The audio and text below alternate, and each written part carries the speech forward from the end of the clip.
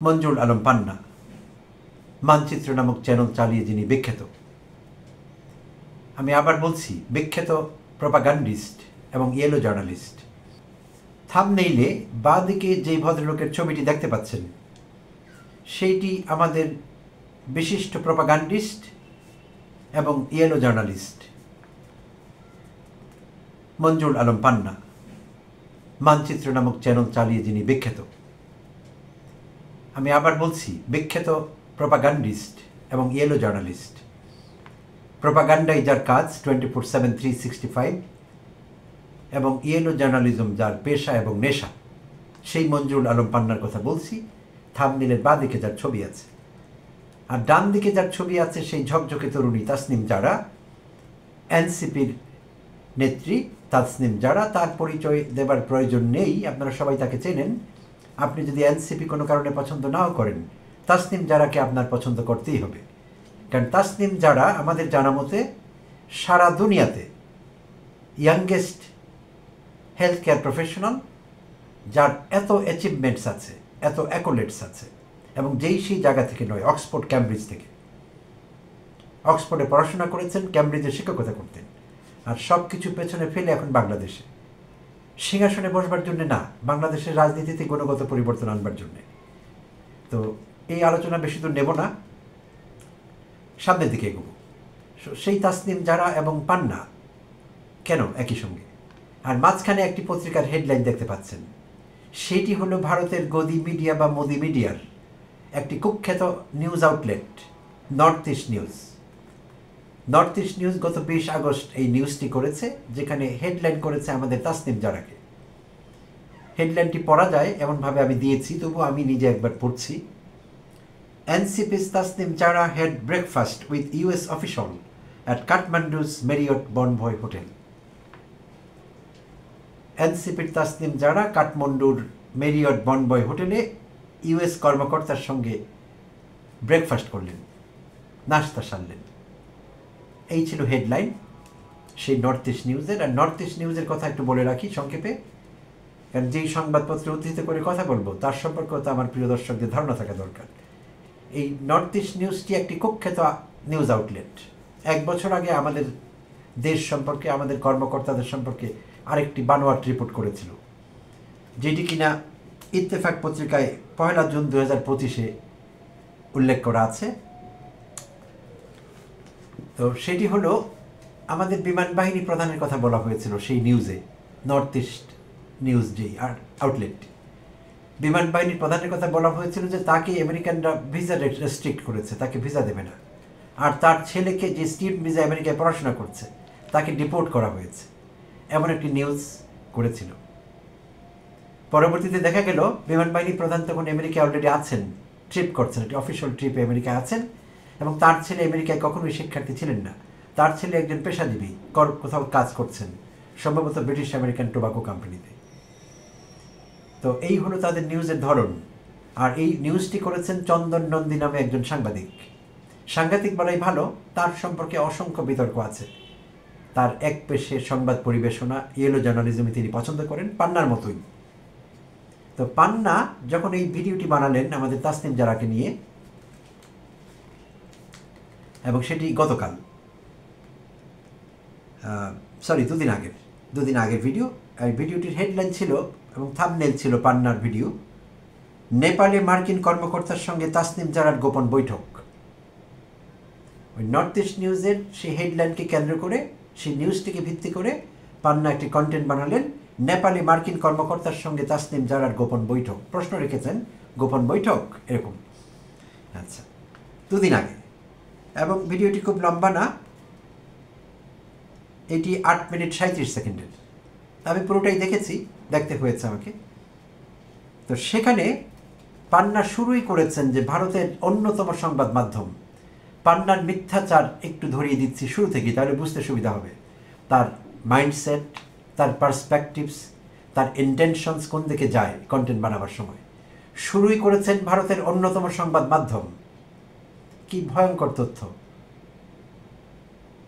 একটি গদি media outlet, যার নিউজ নমুনা আপনাদের একটু আগেই বললাম, এবং চন্দন নন্দী আরও বিতর্কিত একজন সংবাদকর্মী। বাংলাদেশ সম্পর্কে অনেক বিতর্কিত রিপোর্ট চন্দন নন্দী করেছেন। তো সেই চন্দন নন্দীকে বলা হয়েছে বিখ্যাত সাংবাদিক, আর সেই আউটলেটকে বলা হয়েছে অন্যতম গণমাধ্যম। ভয়ঙ্কর তথ্য, ভয়ঙ্কর মিথ্যাচার। আপনাদের কাছে তার পরিবেশিত কন্টেন্ট ক্রেডিবল করবার জন্য, বিশ্বাসযোগ্য করবার জন্যে পান্না এভাবে শুরু করেছে। যথেষ্ট চালাক ছেলেটি, বলতেই হবে। আচ্ছা, তো সেখানে অনেক কথা তিনি বলেছেন মঞ্জুরুল আলম পান্না, এবং উল্লেখ করেছেন পান্না তার বক্তব্যে যে এইটি আমেরিকার পক্ষ থেকে এবং তাসনিম জারার পক্ষ থেকে অত্যন্ত গোপনীয় বলে গণ্য করা হয়েছে। এই নেপাল সফর, পুরো নেপাল সফরটি নাকি খুব সিক্রেট ছিল, টপ সিক্রেট একটি বিষয়।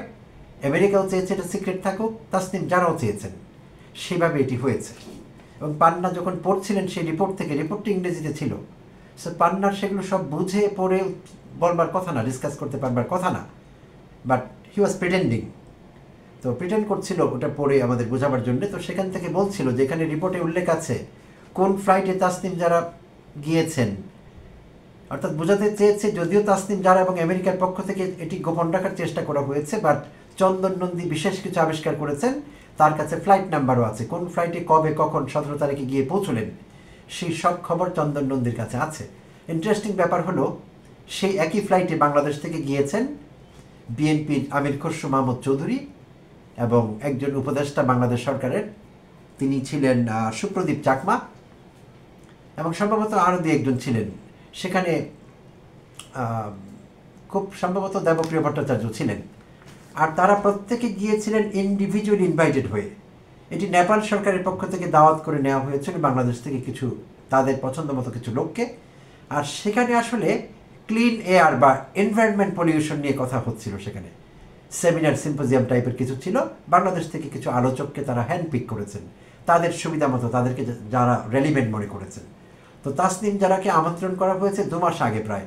তাসনিম জারা উল্লেখ করেছেন গতকাল রাতে তার ভেরিফাইড ফেসবুক পেজ থেকে তিনি এক পোস্টে উল্লেখ করেছেন 2 মাস আগে প্রায় তাকে নিমন্ত্রণ করা হয়েছিল নেপাল এমবেসি থেকে।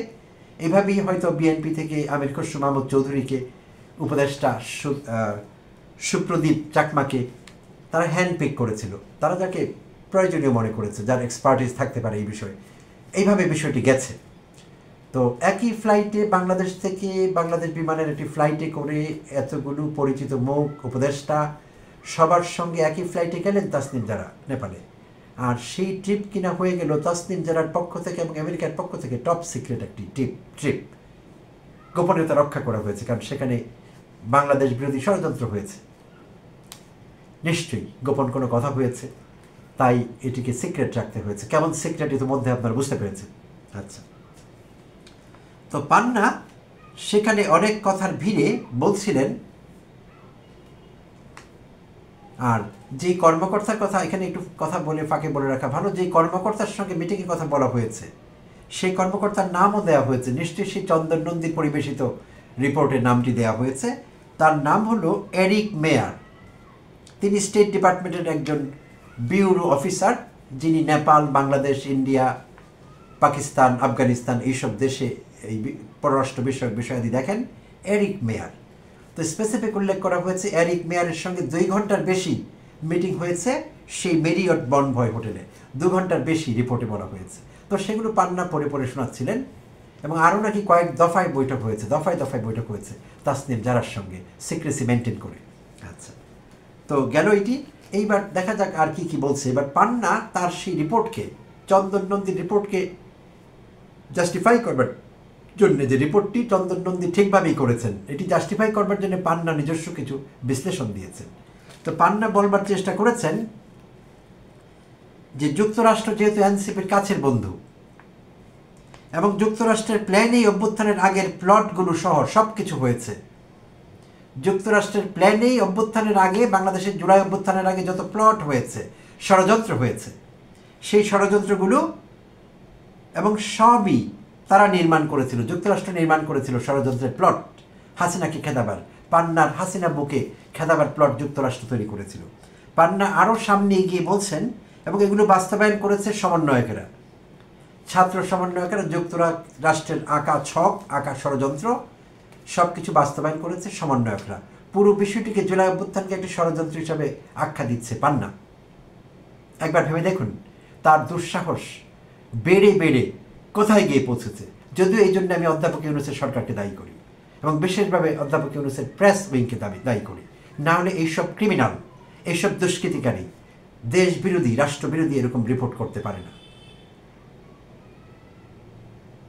অভ্যুত্থান বিরোধী একটি লোক বোঝাই গিয়েছে। শুরু থেকে আপনারা তার চ্যানেল ঘুরলে বুঝতে পারবেন জুলাই অভ্যুত্থানের চেতনা সে ধারণ করে না, অভ্যুত্থানের বিরোধিতা করছে, ডাউন রাইট অপোজিশন বিরোধিতা করছে এবং বলেই দিল যে এটি আমেরিকার ষড়যন্ত্র, সমন্বয়করা সেটা বাস্তবায়ন করেছে। কি ভয়ঙ্কর তথ্য! সাহস বেড়ে বেড়ে কোথায় গেছে, আর এটিকে বলছে তারা সাংবাদিকতা। আচ্ছা, তো এই জন্য পান্না বলছেন, আরও বলছেন সামনে বেরিয়ে যে আগে আমেরিকা নির্বাচন নিয়ে কথা বলতো না, শুধু সংস্কার বিচার এগুলো নিয়ে কথা বলতো। ইদানিং আমেরিকা তাদের প্ল্যান এ ছেড়ে দিয়েছে, অর্থাৎ প্ল্যান এ ছিল সংস্কার বিচার নির্বাচন না, ওটা ছেড়ে দিয়েছে। ইদানিং তারা প্ল্যান বি নিয়েছে আমেরিকার। প্ল্যান বি এর মধ্যে আছে কিভাবে তারা করিডোর পেতে পারে। আবার ঘুরিয়ে ফিরে পান্না সেই করিডোরে চলে এসছে। অর্থাৎ কোনো একটি টপিক আনতে হবে এই সরকারের বিরুদ্ধে, অধ্যাপক ইউনূসের বিরুদ্ধে, অন্তর্বর্তীকালীন সরকারের বিরুদ্ধে কোনো একটি কথা তার আনতে হবে। তা আবার ফিরে গেলেন করিডোরে, অপ্রাসঙ্গিকভাবে সম্পূর্ণ। তো পান্না বলছেন কিভাবে আমেরিকানরা করিডোর নিতে পারে বা অন্যান্য কৌশলগুলো তাদের বাস্তবায়ন করতে পারে, এই জন্য তারা এখন নির্বাচন চাচ্ছে। স্ববিরোধিতার কাকে বলে, মূর্খতার কাকে বলে, নিজেই বলছে যে তারা করিডোর কিভাবে নিতে পারে সেই চেষ্টা তারা করছে। এই জন্যই তারা নাকি প্ল্যান এ থেকে সুইচ করেছে প্ল্যান বিতে। করিডোরে যদি তারা চায় তাহলে পরবর্তী নির্বাচিত সরকারের কাছ থেকে কি করে করিডোর পাবে? আমরা ধরে নিচ্ছি হাইপোথেটিক্যালি যে বিএনপি সরকার গঠন করছে, এককভাবে করুক আর কাউকে সঙ্গে নিয়ে করুক। বিএনপি তো করিডোরের বিরোধিতা করছে আগাগোড়া, একেবারে বিএনপির কর্মী থেকে শুরু করে নেতৃস্থানের যারা আছেন, বুঝে না বুঝে করিডোর শুনেই তারা লাফিয়ে পড়েছে। অর্থাৎ সরকারের বিরোধিতা করতে হবে। করিডোরের যতটা না বিরোধিতা সেখানে ছিল, অধ্যাপক ইউনূসের বিরোধিতা তার চেয়ে বড় ছিল উদ্দেশ্য। তো বিএনপি আগাগোড়াই ঝাঁপ দিয়ে পড়েছে এটার বিরুদ্ধে, করিডোরের বিরুদ্ধে। তো বিএনপি তো করিডোর দিতে পারবে না, কোনো সুযোগ নেই দেওয়ার। তাহলে মানুষ জুতাবে বিএনপিকে, কারণ এত কথা বিএনপি নেতাকর্মীরা বলেছে করিডোরের বিরুদ্ধে, সেটি সীমাহীন। তো পান্না বলছে যে এখন নির্বাচন দিয়ে দিচ্ছে কারণ করিডোর বাস্তবায়ন করতে পারবে নির্বাচন দিয়ে দিলে। কি ভয়ঙ্কর তথ্য, ভয়ঙ্কর বিশ্লেষণ! উনি নাকি রাজনীতি বিশ্লেষক, সাংবাদিক। ভয়ঙ্কর কথা, ভয়ঙ্কর, সত্যিকার অর্থেই ভয়ঙ্কর। আচ্ছা, তো বলছেন যে এনসিপির কাছে তাদের অনেক ঋণ, আমেরিকার অনেক ঋণ, তাই জবাবদিহিতার বিষয় তো থাকেই। এনসিপির আমেরিকার কাছে জবাবদিহিতার বিষয় তো থাকছেই। আর সেই জন্যই আমেরিকা চেয়েছে বলে তাসনিম যারা গোপনীয়তা রক্ষা করে নেপালে গিয়ে এরকম একটি গোপন বৈঠক করলেন এরিক মায়ারের সঙ্গে, যিনি কিনা একজন স্টেট ডিপার্টমেন্টের অফিসার ফর সাউথ এশিয়া। এই ছিল পান্নার তথ্য। এবং পান্না শেষে এইটিও বলছিলেন যে এই রিপোর্টে যা আছে তার যে ভিত্তি নাই সে কথা বলা যাবে না। এই কথা বলে শেষ করেছে পান্না তার বক্তব্য, তার কন্টেন্ট। তো এবার ইন্টারেস্টিংলি গত রাতে তাসনিম যারা এই বিষয়ে একটি ব্যাখ্যা দিয়েছেন, তার যেটি আমি একটু আগে উল্লেখ করেছিলাম, তার ভেরিফাইড ফেসবুক পেজে গত রাতে একটি ব্যাখ্যা দিয়েছেন তাসনিম যারা, এবং যুগান্তর সেটি চেপেছে তার পোস্টটি আমি আপনাদের সঙ্গে শেয়ার করছি। তাহলে বোঝা যাবে আসলে বিষয়টি কি, পান্না কি চাচ্ছে, কেন কন্টেন্ট তৈরি করেছে, কি উদ্দেশ্যে, আর তাসনিম যারার সঙ্গে আসলে কি ঘটেছিল, বিষয়টি কি ছিল আসলে। শুক্রবার 22 আগস্ট রাতে নিজের ভেরিফাইড ফেসবুক পেজে তিনি সেই পোস্ট দিয়েছেন। তাসনিম যারা লিখেছেন, সত্যটা তুলে না ধরলে মিথ্যা প্রতিষ্ঠিত হওয়ার সুযোগ পায়, তাই কয়েকটি বিষয় স্পষ্ট করা প্রয়োজন মনে করছি। আমি নেপালে গিয়েছিলাম নেপাল সরকারের আমন্ত্রণে নিরাপদ বাতাস নিয়ে কথা বলতে, ক্লিন এয়ার নিয়ে কথা বলতে, ব্র্যাকেটে ক্লিন এয়ার শব্দটি তিনি মেনশন করেছেন, ফ্রেশটি। আমাদের স্বাস্থ্যের উপর দূষিত বাতাস কীভাবে প্রভাব ফেলছে সেটা ছিল আমার বক্তব্যের বিষয়। এই প্রোগ্রামে যাওয়ার জন্য নেপালের এমবেসি আমার সঙ্গে যোগাযোগ করেন প্রায় 2 মাস আগে, 2 জুলাই স্পেসিফিক উল্লেখ করেছেন পান্নাসী গোপন বৈঠক। আর সেটি তাসনিম যারা উল্লেখ করেছেন নেপাল এমবেসি দাওয়াত দিয়েছে 2 জুলাই, গোপনের কোনো বিষয় নেই এখানে। নেপালে আমার সঙ্গে আমেরিকার কোনো অফিসিয়ালের কোনো ধরনের যোগাযোগ হয়নি, মিটিং তো দূরের কথা। অথচ ভারতের একটি পোর্টাল থেকে গুজব ছড়ানো হয় যে আমি নেপালে গিয়ে এক আমেরিকান অফিসিয়ালের সঙ্গে ব্রেকফাস্ট মিটিং করেছি এবং দাবি করা হয় যে বাংলাদেশের গোয়েন্দা সংস্থা তাদেরকে এই তথ্য দিয়েছে। একবার ভাবুন, বাংলাদেশের গোয়েন্দা সংস্থা নর্থ ইস্ট নিউজকে তথ্য দিয়েছে। এই সংবাদ সম্পূর্ণ মিথ্যা ও কাল্পনিক তাসনিম যারা দাবি করেছেন। এনসিপি নেতাদের কক্সবাজার সফর নিয়ে সৃষ্টি হওয়া ধূম্রজালের কথা উল্লেখ করে এনসিপি নেত্রী লিখেছেন, এই মাসে আমাকে নিয়ে মিথ্যা সংবাদ ছড়ানো হয়েছিল যে আমি আমেরিকার সাবেক রাষ্ট্রদূত পিটার হাসের সঙ্গে বৈঠক করছি কক্সবাজারে।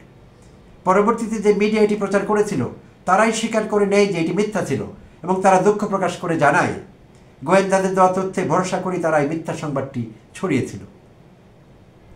এছাড়া এনসিপি নেতাদের মার্কিন রাষ্ট্রদূতের সঙ্গে বৈঠক নিয়েও একটি মহল ষড়যন্ত্র করেছে দাবি করেছেন তাসনিম যারা।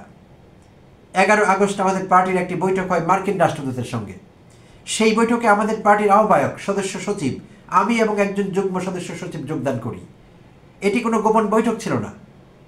আমরাই প্রেস রিলিজের মাধ্যমে সংবাদটি প্রকাশ করি। জুলাই আগস্টে মার্কিন রাষ্ট্রদূত বিএনপি ও জামায়াতের সঙ্গেও একই ধরনের বৈঠক করেছেন। অর্থাৎ এটি ছিল রাজনৈতিক দলগুলোর সঙ্গে নিয়মিত কূটনৈতিক কার্যক্রমের অংশ। কিন্তু আমাদের বৈঠকের সময় একটি সংবাদ মাধ্যম গোয়েন্দাদের দেওয়া একটি ছবি প্রকাশ করে, যেটি আমার পেছন দিক থেকে তোলা, দেখে মনে হবে আমি নাকি গোপন কিছু করতে যাচ্ছি। অথচ বিএনপি বা জামায়াতের বৈঠকের ক্ষেত্রে তারা এমন কিছু করেনি। প্রশ্ন হচ্ছে, আমাদের গোয়েন্দা সংস্থার কাজ কি দেশের নিরাপত্তা নিশ্চিত করা, নাকি মিডিয়ার ফটোগ্রাফারের ভূমিকা পালন করা ও উদ্দেশ্যমূলকভাবে কুৎসা রটানো?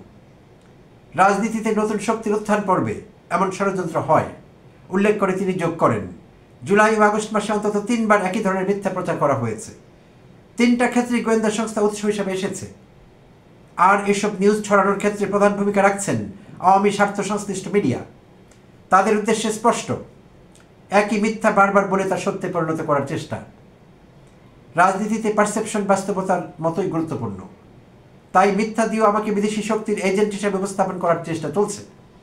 এটি নতুন কিছু নয়। রাজনীতিতে বিশ্বাসযোগ্য কোনো কণ্ঠস্বর এলে তাকে বিদেশি ষড়যন্ত্রের সঙ্গে জড়িয়ে দুর্বল করার চেষ্টা করা হয়। পোস্টের শেষ ভাগে হুঙ্কার ছুড়ে দিয়ে তাসনিম যারা লিখেছেন, এসব মিথ্যায় আমাকে দমানো যাবে না। আমি আমার কাজে তথা নতুন বাংলাদেশ বিনির্মাণে সচেষ্ট থাকব। আশা করছি আপনারাও আমার সাথে থাকবেন। শেষ পর্যন্ত সত্যই টিকে থাকবে, মিথ্যা ধ্বংস হবে, আর এটাই সুনিশ্চিত। নিশ্চয়ই ইতিমধ্যে পুরো বিষয়টি আপনাদের কাছে ক্লিয়ার হয়েছে প্রিয় দর্শক। এবং শেষ করবার আগে আরেকটু উল্লেখ করতে চাচ্ছি, পান্না তার কন্টেন্টে আবার কক্সবাজার ইস্যুটি নিয়ে এনেছেন এবং বলেছেন কক্সবাজারে তারা গেলেন পিটার হাসের সঙ্গে দেখা করতে এবং বললেন যদিও খবর পাওয়া গেছে পিটার হাস সেখানে ছিলেন না, তারপরও নিশ্চয়ই কোনো না কোনো কিছু ছিল।